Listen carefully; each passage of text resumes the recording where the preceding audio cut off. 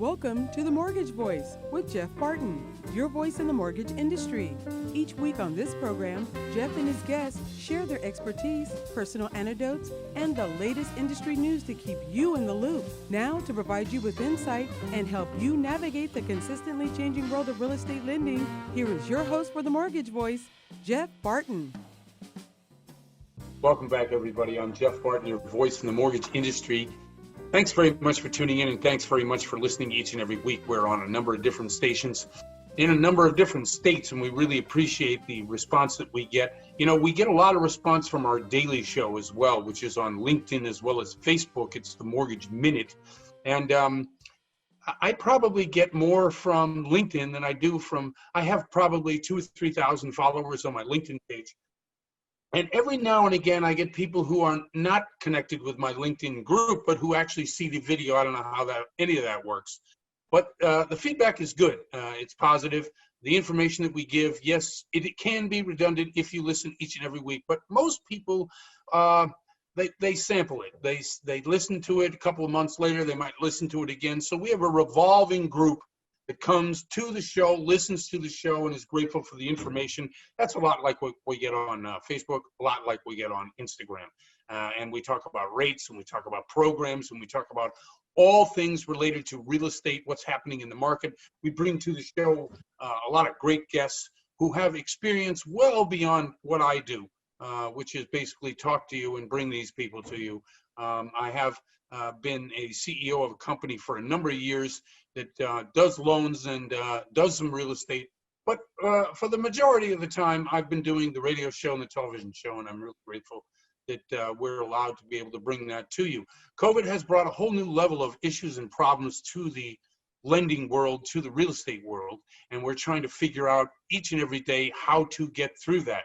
Occasionally, we get help from certain government sectors. A lot of the government sectors that we relied upon very early on, the entire nation did, whether it's the Fed, whether it's the Treasury, whether they're buying mortgage-backed securities, or whether they're buying Treasury bonds.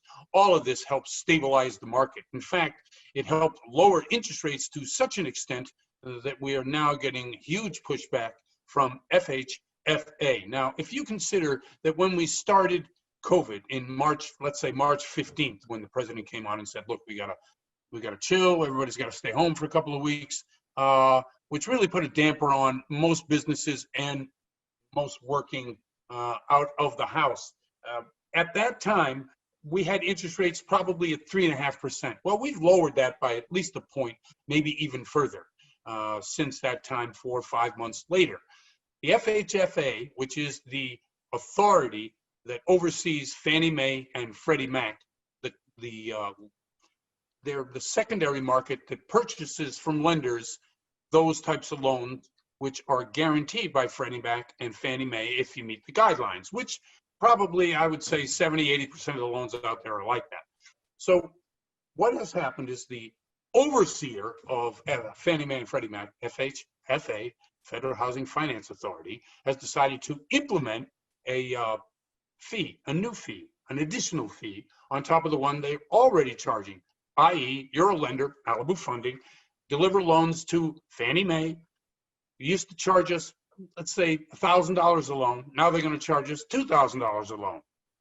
Now, in the grand scheme of things, it may not seem a lot to you who are out there. The average home sale in America, the average loan is about $300,000. So, an extra $1,000, what's a big deal, right? Well, when you consider that most people who are getting into these purchase loans or doing a refinance, and these would be primarily on refinance loans, I think we're going to see the other shoe drop soon thereafter, that purchase loans will also be included, especially since this month we've seen some incredible numbers in the Midwest in terms of new home purchases. We've seen jumps of 50–60% in some regions of the Midwest, although we've seen a decline in New England area. But overall, we've seen, a big jump in new home sales, and that's why I think we're going to see probably the FHFA also add that half a point fee, 50 basis points fee onto what they're doing in the purchase market. So with this, there's been a lot of pushback. In the industry itself, no lender, no broker, no bank wants to increase fees to the borrower. Why? Because it takes away from the money that they can borrow. It takes away from their DTI. It takes away from the ability to qualify for the mortgage. That's a problem. And every time a monkey wrench is thrown in to the works, and this was done with a 3-week notice. Anyway, because of the pushback, because of the fact that Fannie Mae and Freddie Mac, FHFA haven't really thought this through well enough, we're going to now have a delay in that implementation from September to December 1st. Now, why is this important? It's important because that space, and understand this year, we did not have a spring house buying season. Why? Because we had COVID and most people were home. We're now having that spring buying season in summer, midsummer, late summer. So if we expand this refinance, I guess, moratorium on the raise in the fee, it's going to help. It's going to help people who need money to get through, and everyone's hoping, right, that this is the last hurrah, meaning that from now until November or December or January, whatever that time period is, let's say 5 or 6 months, we will have some kind of resolution to the COVID-19 pandemic virus. What we need is an antidote. We need a vaccine. And so that's when we think we're going to get it. So if we can delay the implementation of more fees on refis until December 1st, well, we're almost home, right? And that's what we're hoping for. Now, with Treasury and with the Fed keeping rates very low, even though rates had risen another quarter point because of the fact that the fee was being implemented, well, we still see the rates remaining a quarter point about what they were before the fee was implemented, or the announcement of the fee was implemented. We'll see where rates go now.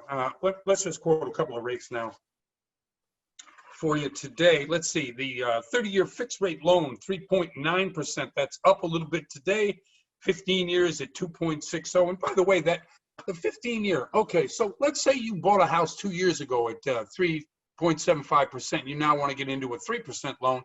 I think it's a great idea. Should you get into a 30-year fixed, or should you try to squeeze into a 15-year, or if they have a hybrid 20-year? The reason is why do you want to pay interest on that loan more than once? And this was told, Susie Ormond came on one of these channels a couple of days ago and talked about that. I think she's absolutely right on with it. And the reason is because interest rate is what makes profits for lenders. It's not paying off the loan. No, it's the extended amount of interest rate payments on a 30-year loan. So if they can get you to re-up another 30-year loan after you've been in a loan for 2-3 years, but because you're going to lower the payment by $75, $100, $200 a month, yeah, I think you need to go back to the lender and say, do you have a 27-year loan? Do you have a 25-year loan? You do not want to pay for this twice. And because the actual interest rate has lowered, you might be able to get into that loan for the same payment you're currently making, but you'll be able to get in it for maybe 15 years, maybe cut some years off the loan, because that's where the real savings is. Any of these loans that you're out there making right now, and if you have a 30-year loan, you pay 10 to 15 years where interest is being paid up front for the 30 years. You bite into that principal really in the last 10 years, where you really see the principal falling. Other than that, that first 10 years is mostly interest payments, and that's where the bank makes its money. So if you're in 10 years, you really ought to think long and hard about whether you really want that refinance, even though you may get a point and a half lower, unless you can get into a 15, unless you can get into a shorter term one. That's the important thing in all of this. I'll just catch up a little bit more. The FHA interest rate 2.33 and the jumbo is 2.63. All of these are up just a couple of basis points over the last week and a half. Quarter point since the announcement from FHFA of the half a point or 50 basis points fee. We're seeing it delayed till December. Anyway, I'm Jeff Barton. Thanks very much for listening. Thanks for tuning in, and we'll be right back. You're listening to The Mortgage Voice with Jeff Barton. We'll be right back with more in just a moment. For more information on today's topic, email Jeff Barton at info@malibufunding.net. Now, back to The Mortgage Voice with your host, Jeff Barton. Welcome back, everybody. I'm Jeff Barton, your voice in the mortgage industry. Thanks very much for tuning in.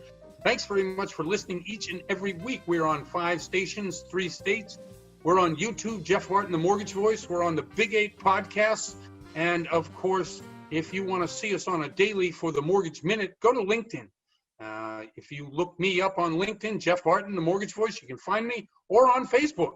Malibu Funding is the Facebook page. And if you go there, you can see our Mortgage Minute. As I said, the information is always changing because it's a kind of a crazy market, as it always is, unless, we're in some bizarre circumstance. We've had changes in the mortgage market since the meltdown back in 07, and every day, every year, every week, it always changes. Anyway, to update what's happening in one of our favorite lenders in the market is Kim Soash from Homebridge, and she joins us now. Kim, how are you? I'm doing great. Jeff, thank you for having me on the show today. Thanks very much, Kim, and thanks for coming on. I know it was kind of last minute, but you're always a very good sport about it. Thanks a lot. Oh, no worries. Okay, let me ask you a quick question. What's happening in the mortgage market? What's happening with the fee? Are we seeing newer programs come back? Where are we over at Homebridge?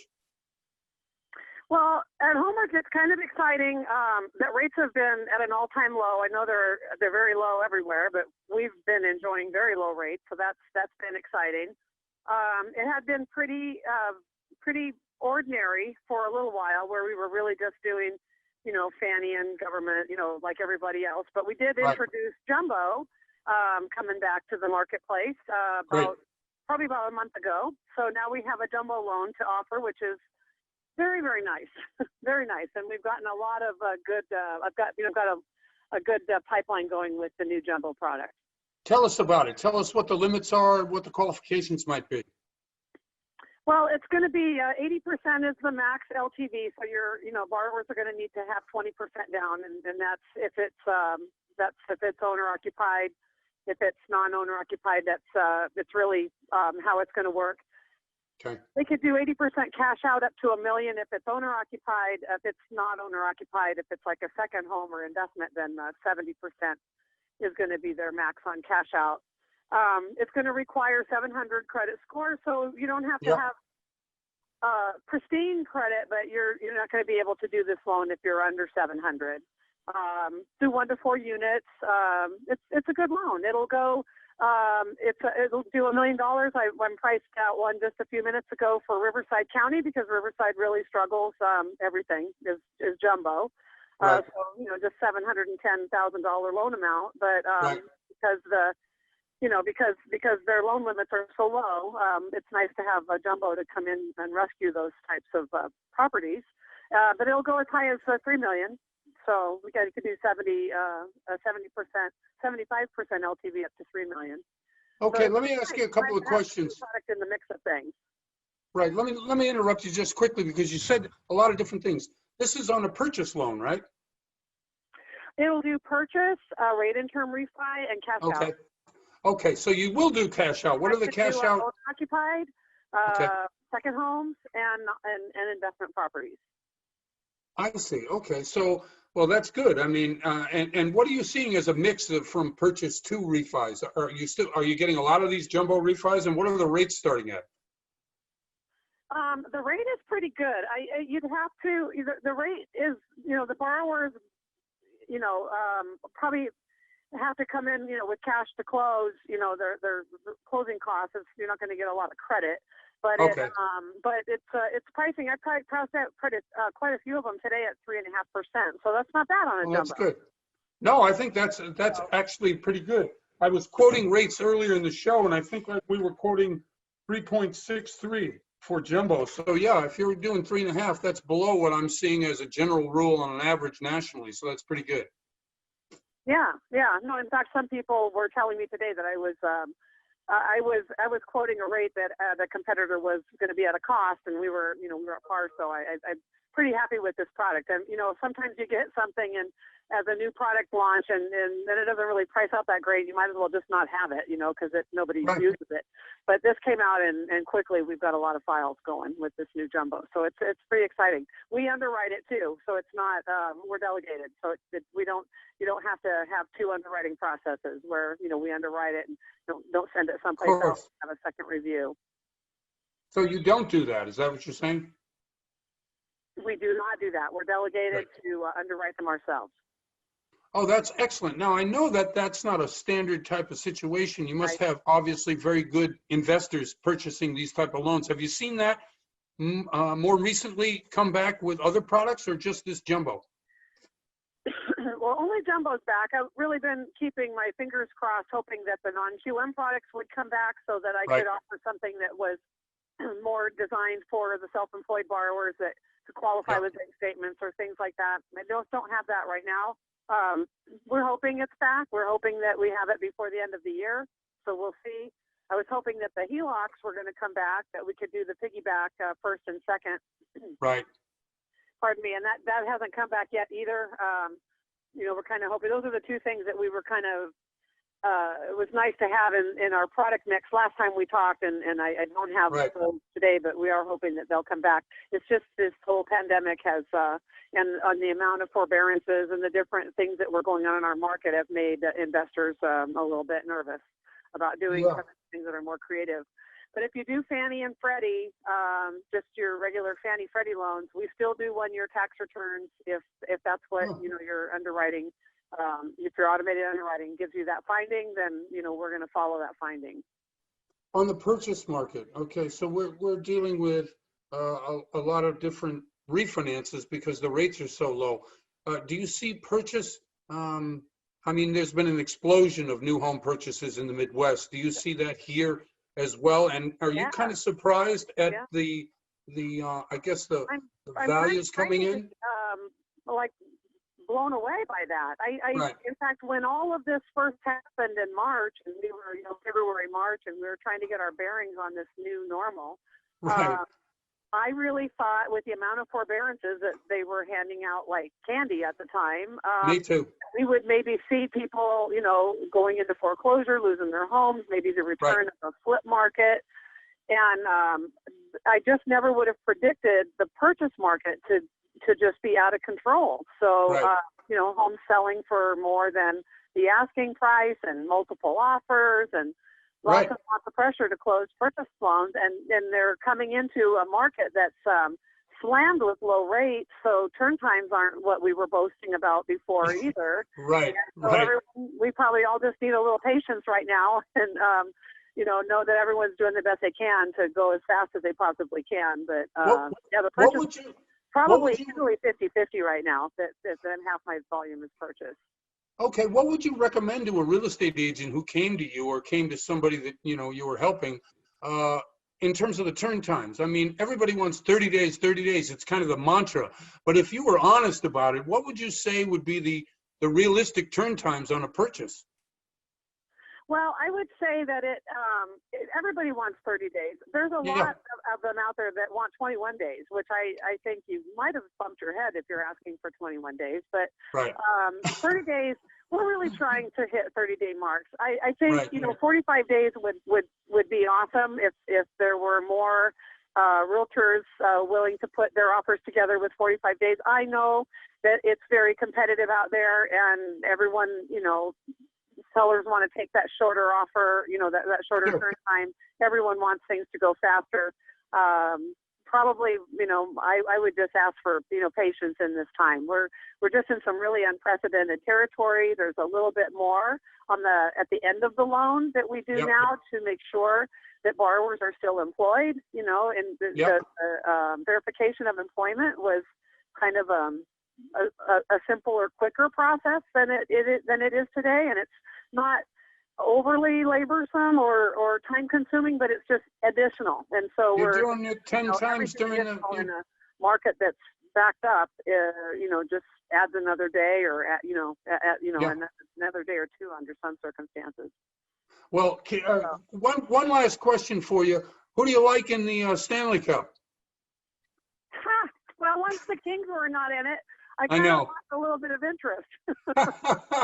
Well, I've been watching it because It's so exciting, and it's so exciting to have all sports back. I'm like, right. I can just go from, I can go from watching the Dodgers to watching the Lakers to, Yep. watching the hockey playoffs. I couldn't be happier. Yeah, I agree with you. Kim, thanks for coming on once again. I really appreciate it. That's terrific information.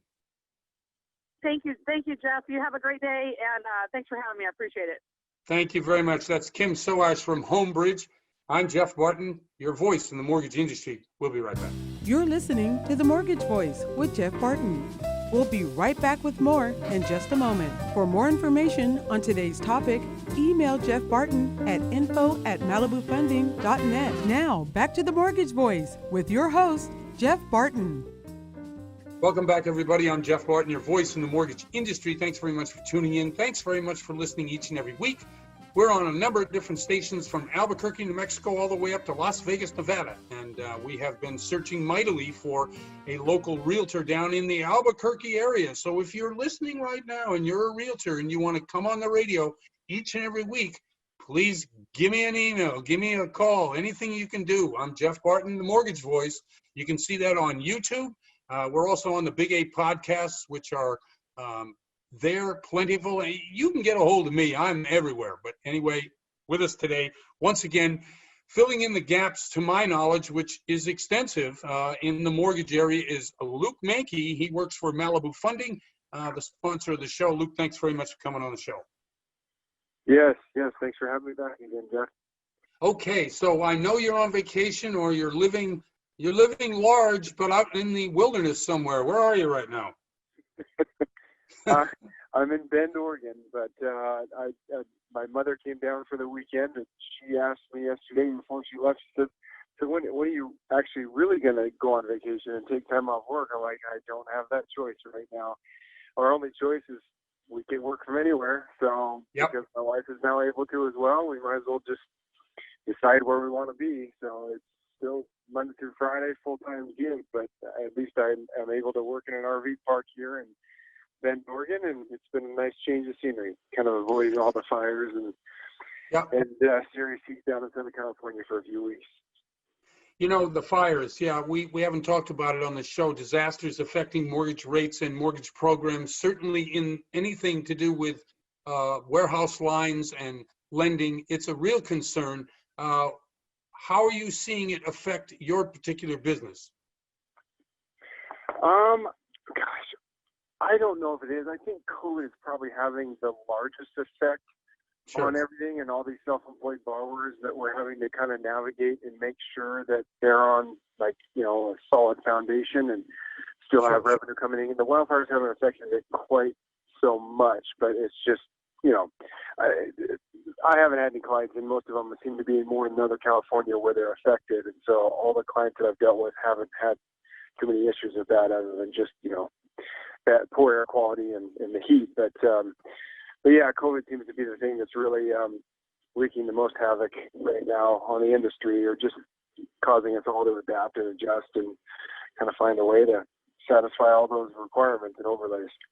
Do you think when we finally get a vaccine, now let's say that's within the next 6 months, and the country starts to recover more and more economically, you think we'll see rates rise rapidly during that time, or do you think we're, as the Fed is saying, we're going to have low rates for the foreseeable future?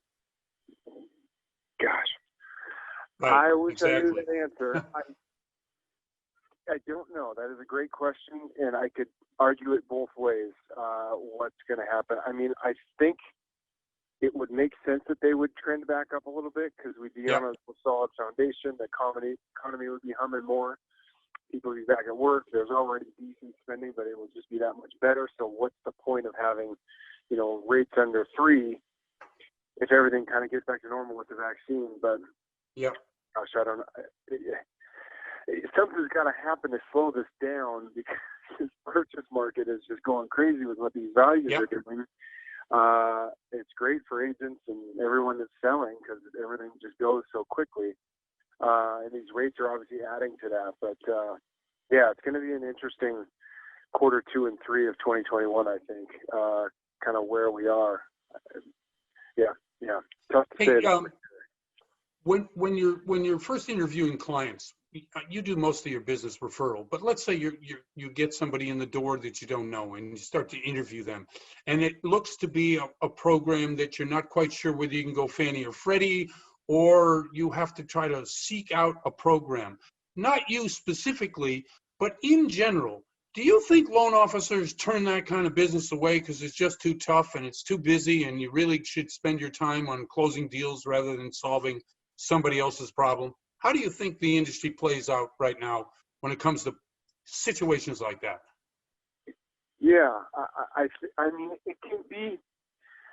I mean, in fairness, I would. It can be overwhelming. I can see why people would maybe pass or punt Yeah. and just get frustrated with those people that the non-QM sector was thriving and so strong for many years up until the end of February, and then COVID happened. And so I have spent an inordinate amount of hours trying to keep up with all these non-QM options and who's reliable. And some lenders came out not super, but they came out aggressively. But now, like, you know, they're not my files, but I'm hearing 90 to 100 days, and they're still not closing loans because I think they're all just apprehensive and uncertain. And then the ones that are closing them, now they're all concerned about us getting in a better spot here in 3 to 6 months, and then everyone refinancing out of those non-QM loans that they're getting in during COVID. So they're requiring everyone to go borrower paid, which equates to more money out of pocket for somebody that's maybe doing a purchase loan that, you know, normally we could have done lender paid comp before, but they're requiring borrower paid comp. So they're making it more difficult. It's tough. I want to get back into it, and I've got a few clients that we're actively going to place in the non-QM sector because that's my only option. I had to go bank statements, but I'm sure a lot of people are giving up on it. It's not an easy area to thrive in and keep up with because you just can't rely on it as much as the FHA. Granted, there's changes, but shoot, it's at least you can rely on being able to close in 30 to 45 days on one of those loan products. There's nothing too drastic. So in my scenario that I'm painting, right, that let's say that in 6 months we see a rise in interest rates because, you know, COVID is finally under control and we've got a vaccine. Do you think also that we would see more non-QM come back into the marketplace, which would then offset the loss of business because of the low rates? I mean, this, as you well know, this is a chess game. This isn't simple. And when you're advising clients, which is why I bring it up, if you're going to say, okay, here's your situation, this is what you should do, and this is what you can expect. What do you think about that? Yeah, I think you're right. And I think it's going to go, non-QM, I mean, some people are, that's just going to be their only option. Right. Whatever their choice is, maybe they make really good money, but they just refuse to show a solid net figure on the tax return. So I know those people. Yeah, sure. I usually give them to you. Yeah, well, yeah, and that's fine. In those rates, especially pre-COVID, and I'm sure in 6 or so months, like you're saying with this scenario, I'm sure the rates are going to get more aggressive and they'll be in the 5s. Mm-hmm. Right. And people will be happy with that. Right now, you know, you still could be in the 5s or 6s, but you're paying a point or a point and a half, and that's not very good. And so I think that you're going to get a lot of people. I mean, I've got a few right now, and that's usually how I was treating non-QM, was I would get these clients in, and then I work with their accountants when the next year's tax filing comes up, and then we just make sure they have enough income, assuming it all makes sense, but you just make sure they're filing enough income to then refi into a conventional loan and get out of that non-QM loan a year later. Right. It's not for everyone, but it's definitely a way to kind of go about it and use those non-QM bank statement type loans as a tool to get you into homeownership. And then later on, we'll get you into a conventional loan, and then your rate's down to 3% and you're happy. Right. Okay. Hey, Luke, before I get any further, could you tell people how to get in touch with you? This is Luke Mankey. He is a loan officer for Malibu Funding, Inc., which is a 10-state company. So he can do loans in a lot of different places. If you could do that for me, Luke, appreciate it. Yeah. You can get a hold of me on my cell at 818-209-2592, and email is luke.malibufunding@yahoo.com. Okay, excellent. I know you're probably short on time. I don't know if you saw, but the adverse market fee just got pushed back 3 months. December 1st. Yep. Half an hour ago. So, okay. I didn't know you already told all your listeners. I saw it, and I every day we do about a minute to 5 minutes on LinkedIn and Facebook. So I put it out on there, and earlier in the show, I think I said it, but if I didn't, we're just telling people now, and that's actually good news. I wish they'd do away with it. I'm not quite sure why they added it, but it is good news because it allows us to get further down the road towards a vaccine, which I think will help everybody rather than socking it to the people that could probably use the money now in order to get through whatever it is they're trying to get through. And that's the reason why most people are refining, because they can't afford the mortgage. Yep. You're spot on. Absolutely. Excellent. Okay, Luke, hey, thanks very much for coming on the show. Appreciate it. Likewise. Thanks, Jeff. Thanks very much. That's Luke Mankey from Malibu Funding. I'm Jeff Barton, your host and your voice in the mortgage industry. We'll be right back. You're listening to The Mortgage Voice with Jeff Barton. We'll be right back with more in just a moment. For more information on today's topic, email Jeff Barton at info@malibufunding.net. Now, back to The Mortgage Voice with your host, Jeff Barton. Welcome back, everybody. I'm Jeff Barton, your voice in the mortgage industry. Thanks very much for listening. Thanks for tuning in each and every week. We are on 5 different stations, 3 different states, from Albuquerque to Vegas, over in the Inland Empire, San Bernardino and Riverside counties, as well as Lake Tahoe, K-Tahoe, KTHO. And we are certainly, let's see, what else? We're on the YouTube, The Mortgage Voice, Jeff Barton, The Mortgage Voice.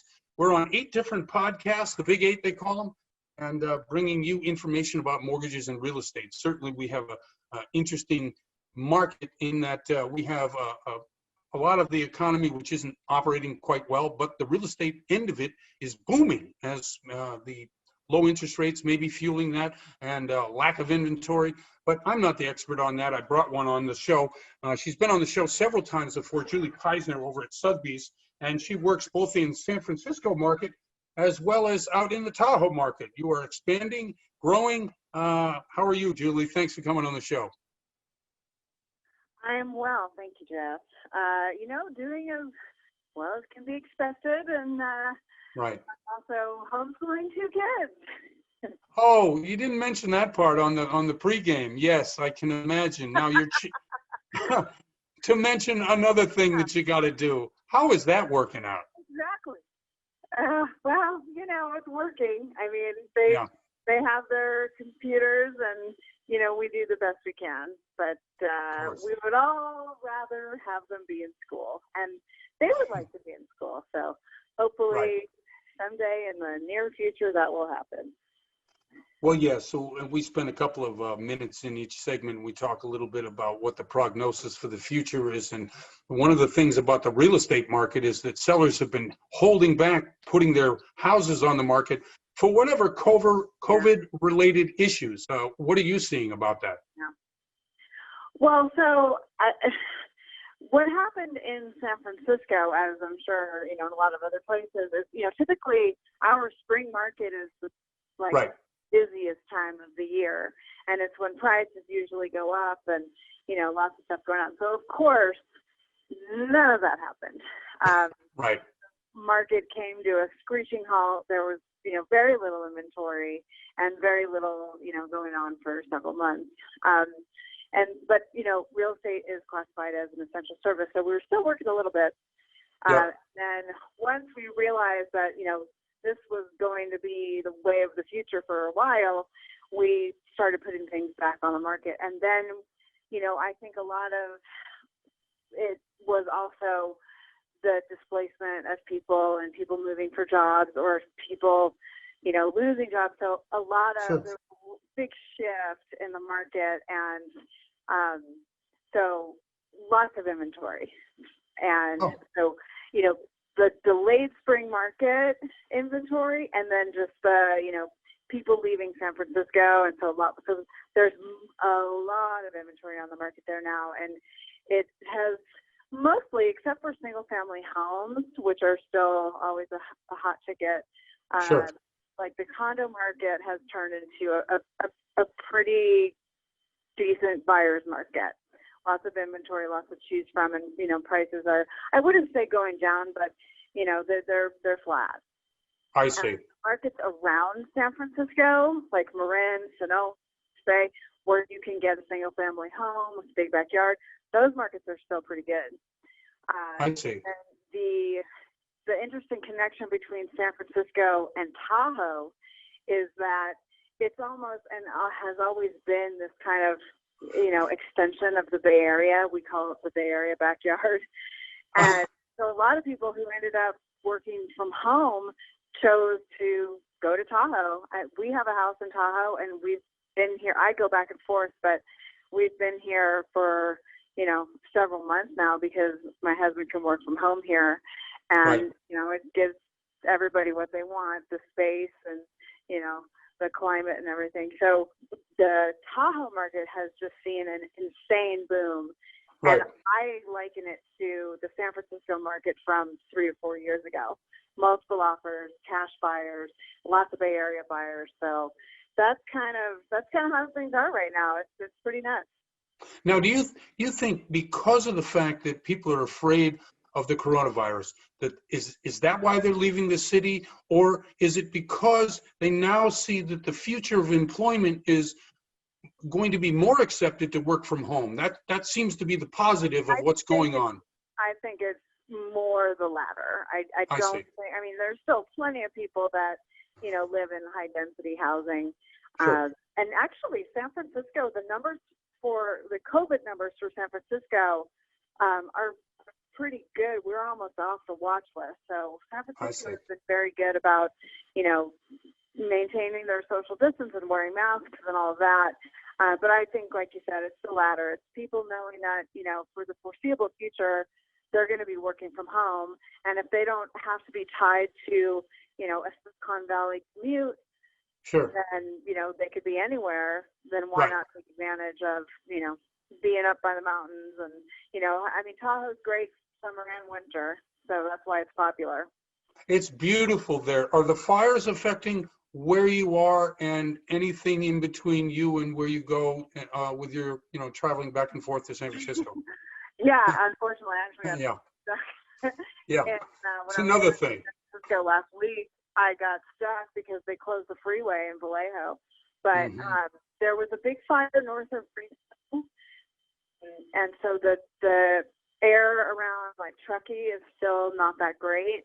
Right. I'd say between Tahoe and San Francisco, there are many, wildfires still going all the way down to Santa Cruz. And so, we're definitely not out of the woods yet with regard to containment and, certainly air quality. It's not been great. And, when you lob that on to having to, have the coronavirus, it's definitely very taxing on people. Well, now you've got, let's see. Another reason why they want bigger houses. Yeah. Well, I'm trying to add up in my head all the things you've got going on. You've got COVID, obviously. You're in 2 different cities. You're both working from home. You've got homeschooling going on. You've got a fire going on. You're trying to maintain a very successful business. How is your own mental health? I mean, how are you? And I think that goes to the core of any.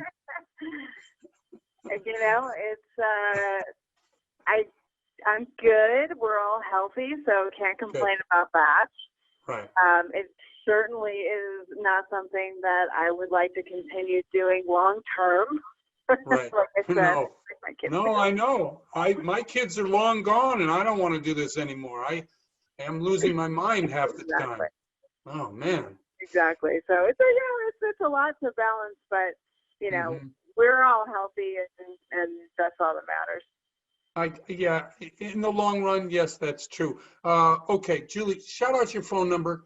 People who need a terrific agent who knows the area, now knows several areas from Tahoe all the way to San Francisco.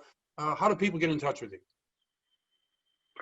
415-823-0824. Okay, excellent. That's Julie Peisner, and she works at Sotheby's Realty. Where do you see the fall and the winter prior to vaccine? Do you see more of the same in terms of demand for housing up in Tahoe, and maybe a bit of a softening in the San Francisco market? Yeah, I think, San Francisco, I think you're going to see another big surge of inventory post Labor Day. Okay. And then, we'll see what happens. The Tahoe market, I think, will stay very solid for a while. And, the biggest problem with Tahoe is there's no inventory. So that's why prices are going up. I see. Well, it's pockets like that everywhere, and not just, in the higher ends. In all kinds of areas, we're seeing prices rise because of the lack of inventory. Yeah. But plenty of inventory in San Francisco, so if you're a buyer, now's your time. Excellent. Julie, thanks very much for coming on the show once again. I always appreciate it. You're a bright light, and you always give us good advice and good information. Thanks a lot. Thank you. Thank you very much. That's Julie Preisner. She works at Sotheby's in a couple of different great places. I'm Jeff Barton, your voice in the mortgage industry. We'll be right back. You're listening to The Mortgage Voice with Jeff Barton. We'll be right back with more in just a moment. For questions or comments, send emails to info@malibufunding.net. Now, back to The Mortgage Voice with your host, Jeff Barton. Welcome back, everybody. I'm Jeff Barton, your voice in the mortgage industry. Thanks very much for listening. Thanks very much for tuning in to the show each and every week. We are on the Big 8 podcast. Daryl, do you have that Big 8 for us? Oh, of course I do. Give me less than 10 seconds. It's Apple Podcast, Google Music Play, Spotify, Spreaker, Stitcher, iHeartMedia, Radio.com, and YouTube. Okay, thank you very much. Now, if you want to hear us on any of these podcasts, when you go there, click the I love you button, click the I want to join button, anything that gets you interactive with us. Now, why is that? Because it helps other people find where we are. Now, we're on 5 different radio stations in 3 different states. One of the stations that we're on, KMET, out in the Inland Empire, and I want to say hi to everybody out there in San Bernardino and Riverside counties. Really appreciate you listening. I know you're listening because I get great feedback from our loan officers, and that's the Malibu Funding company that sponsors the show. Our loan officers in the area are always telling me that, they get comments. Hey, I heard you on the radio. Thanks very much for listening, and all that kind of stuff. So again, thank you very much for listening, and everybody that does each and every week to the show. But I wanted to, what was I just saying? Come on, help me. Old man disease here. You were saying that you get mentions of people talking to you about hearing the show, That's from right. From the outside. Yeah. You see, you weren't listening either. Good. It's perfect. I love that. No, when we talk on the show a lot, and what happens is that I get phone calls and email messages throughout the show in order to update what we're talking about and what's happening on the show. So we're on the podcast. That's good. We're in the Inland Empire, and I love the Inland Empire. I love San Bernardino and Riverside. They've been with us for a long time. So we're talking from KMET. Now, KMET does a ranking of how many people listen to the show each and every month and how many people download the podcast. So we, in the summertime, and this is a strange year, as everyone knows, in the summertime, we rank probably in the top 30 to 35 shows on KMET. Now, KMET has in their podcast archive hundreds of shows. In the top 200, we're in the top 36. So I know that people download the show. We get to you, and because of that, I know that if you join us either on KMET's website or KCAA website or any of the podcasts, or you go to YouTube, Jeff Barton, the Mortgage Voice, sign in there. You really help us reach more people. There's a lot going on, and what we do with the information on the show, be able to update you, it's important to be able to do that for more and more people. So when you do sign up, really appreciate it. Okay, I wanted to talk a little bit about some of the housing issues that we face. Now, we often talk about discrimination in housing, discrimination in lending, and there is a constant debate, and there is right now, right? Politically, and this isn't a political show, so I don't want to get into the basis of why I bring this up, other than to say, is it built into the system, or is it just, the bad apple, right? Okay, maybe yes, maybe no. But I know anecdotally through my own experience and through the experience that we have with our loan officers that we have more issues with people of color than we do from people who are not of color, white people. And what does that mean? Okay, so I'm on Google today, and we're searching around for topics for the show, and I see whereby appraisals in certain areas of the country come in differently for people of color than they do for Caucasians, right? Now, on this show, we have talked about this precisely maybe 6-8 weeks ago. We had it in our own company, whereby an appraiser went to a house, people of color, the appraiser made a lot of inappropriate comments to the people in the house, to the females in the house. The appraisal company was called, there was a complaint made, and the appraisal came in well below what the value of the house was. Okay, now is that anecdotal or is that systematic? Or systemic is what they call it.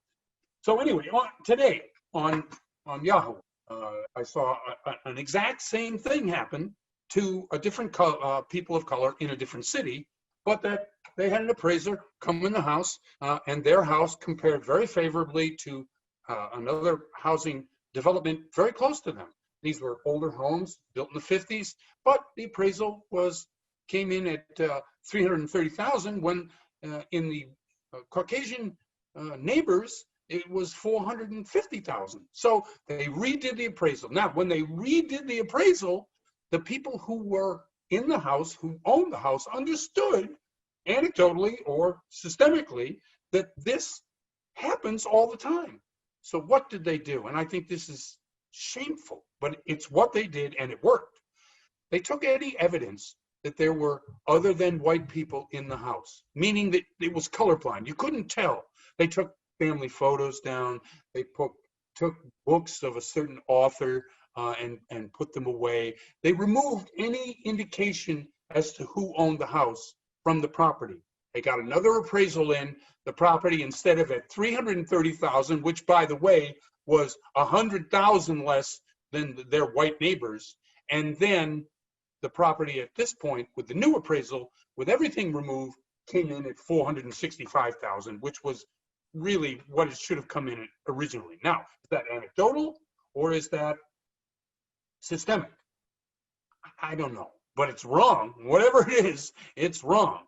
And so fighting for your right to the same underwriting standards as the guy down the street or the gal down the street or the person next door, that's your right. And that's what, we fight for. Now, we talk about doing that kind of thing, and that's why we like doing what we do, right? We can help people. We really can help people. Fighting for people is kind of what you do. So, in some respects, we do this. Now, obviously, it's a living, it's a business, we make money, but we do it for that reason.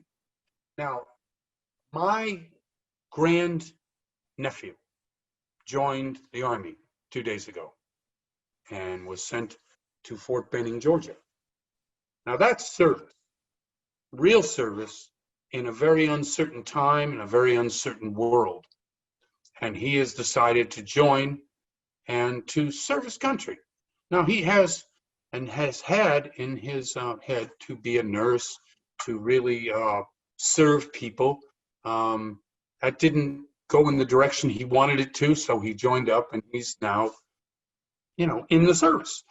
It was very traumatic for the family, extended family. I bring it up on the show because real service is,